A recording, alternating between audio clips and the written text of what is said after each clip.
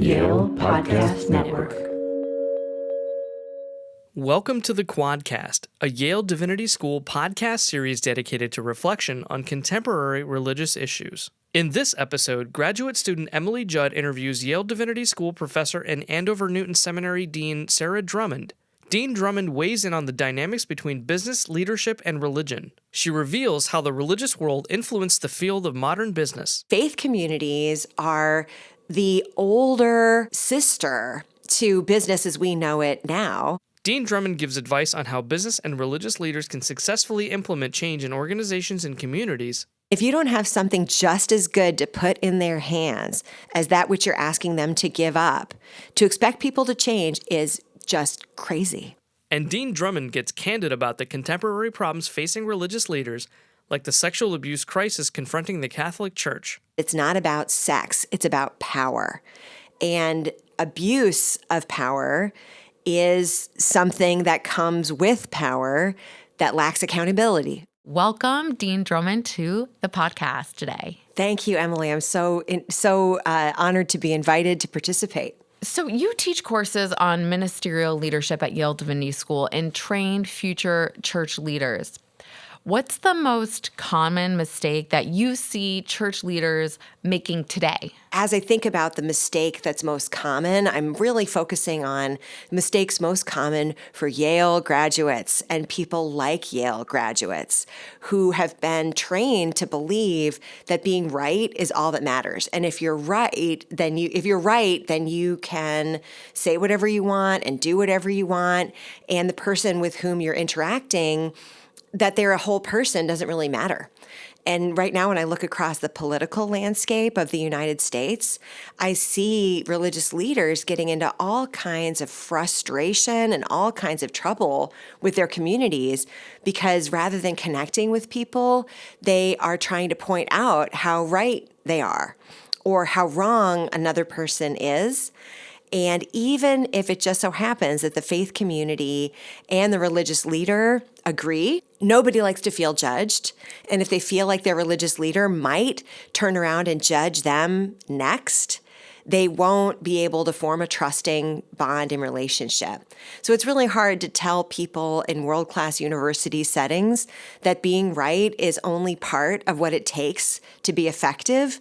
But that is one of the messages that I really try to convey. Your book title, Dynamic Discernment, Reason, Emotion, and Power in Change Leadership. So the emotion part of it, because I know at Yale, there's actually a center about emotional intelligence. Yes. And I was lucky enough to take one of their pilot classes.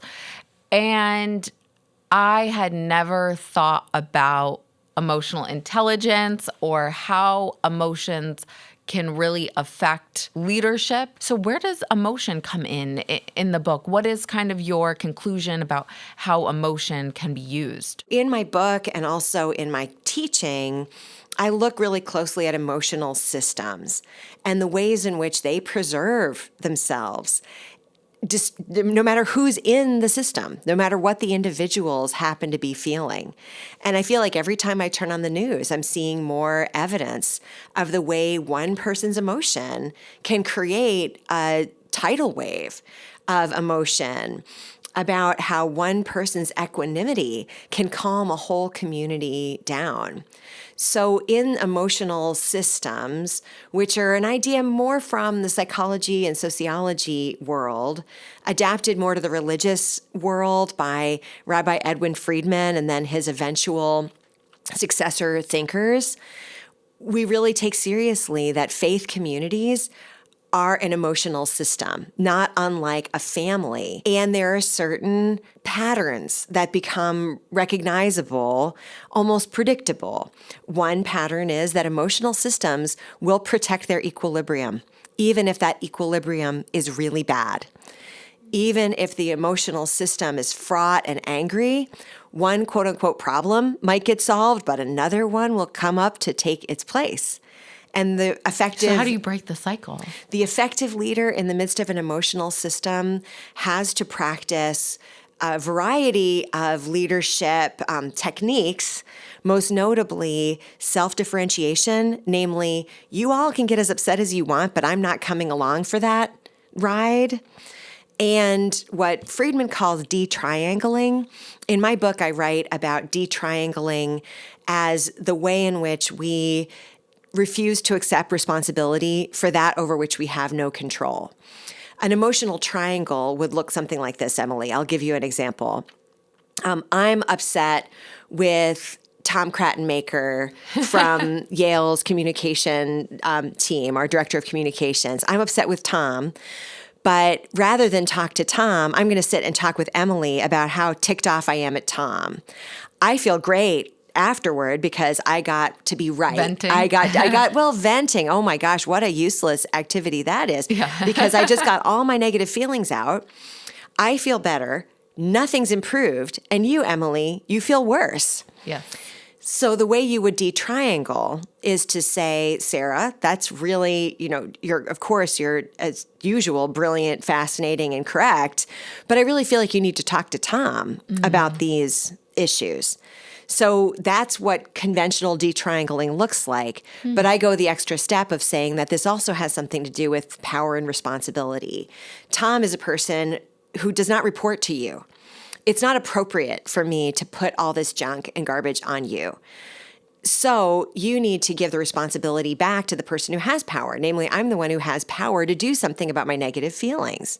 Hey, Tom, if you're listening to this, I love you, man. I love you, man. You were just a really easy target for my example. I hope he appreciates the shout out. So in stressing strategy, especially when it comes to church leadership, some people may say, are you turning church into business? With the emphasis on, I know in your book, Holy Clarity, the subtitle is The Practice of Planning and Evaluation. Is there the risk of, by stressing evaluation of religious programs and organizations, that it's turning church into business? Business is a new concept in human history. Industry is a new concept, even in modern history. Community building started with and belongs to the church. And faith communities are the older sister to business as we know it now. And we can see throughout history really uncomfortable interactions with business from the day it began. John Calvin, who is credited or blamed, depending on how you think about it, for the concept of the Protestant work ethic. Martin Luther, the first to affirm that people who are not priests also are having a calling, and it's possible to be called to a business career, a business way of life. These ideas have never settled easily, and they still don't to this day. But I really resist the notion that having a goal and striving toward the goal is somehow a business idea. The idea that Jesus was telling us what the world would look like if that world looked like an adequate reflection of what God wanted for it. And Jesus told us that our goal is to make the world look more like that. The kingdom of heaven is like ...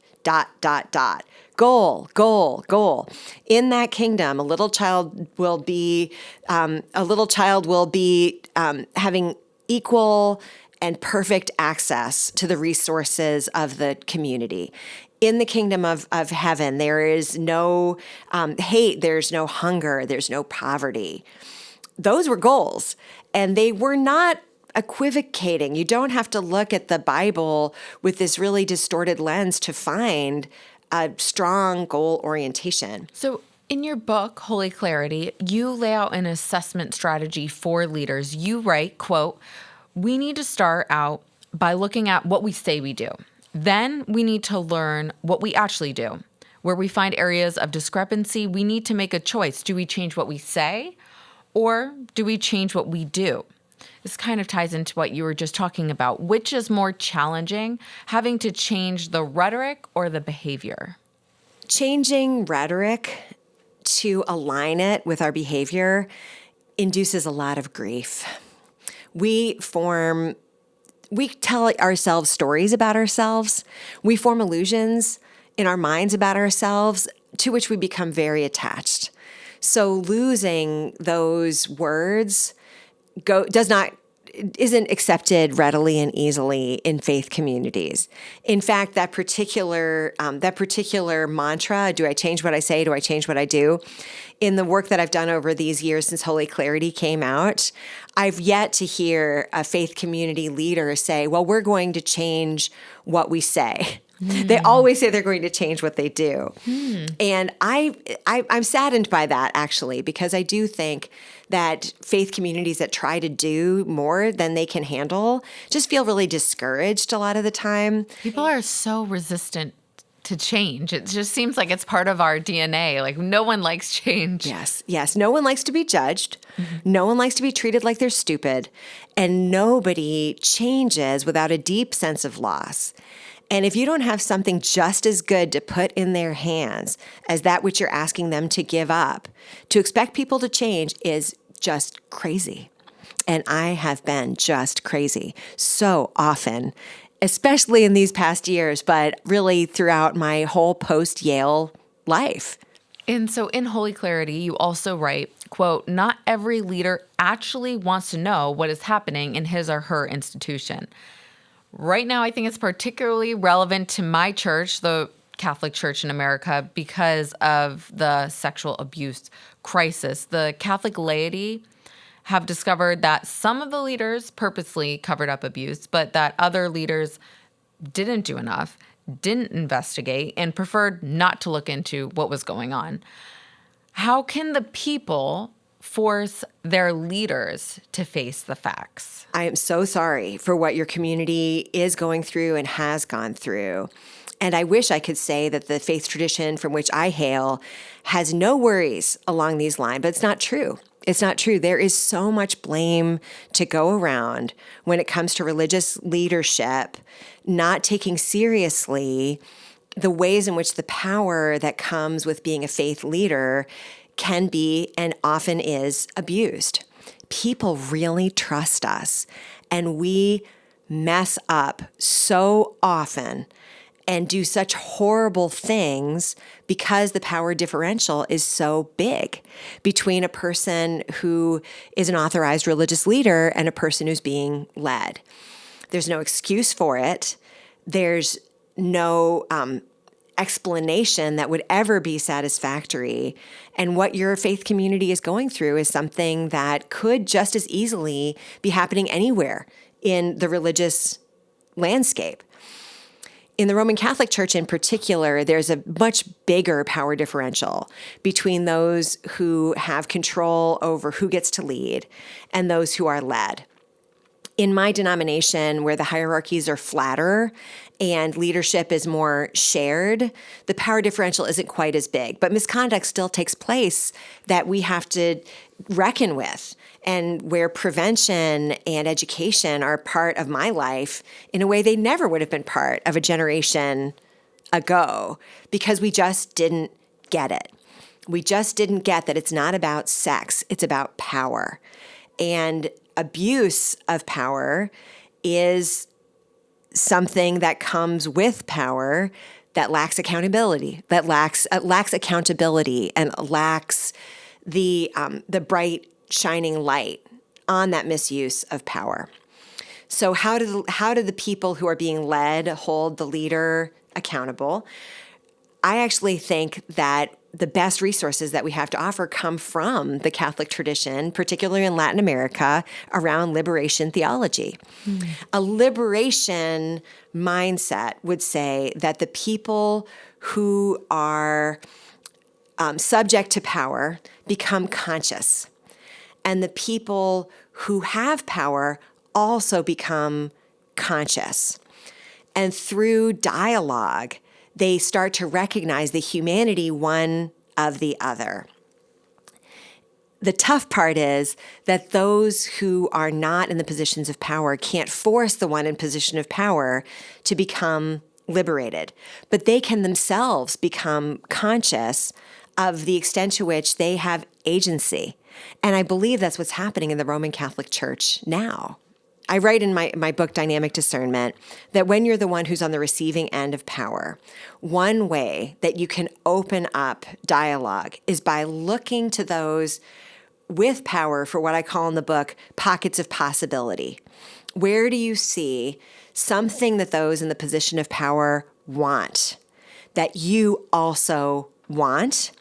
And try to build a bridge around that shared interest. And one of your research interests is spirituality in early adulthood. How do you assess the state of spirituality for young adults in America? I know that's a very broad question, but what's the general trend? Many people who are experiencing a sense of spiritual awakening are really concerned about questions about what they want to do with their lives and with whom they want to spend their lives. Religion isn't always immediately associated with how do I want to live my life, and I think it should be.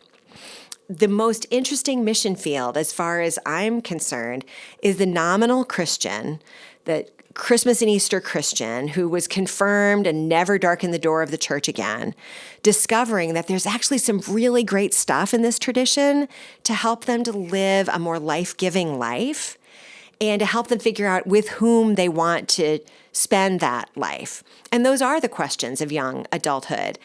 Second, young adults have been marketed to since they were in the womb.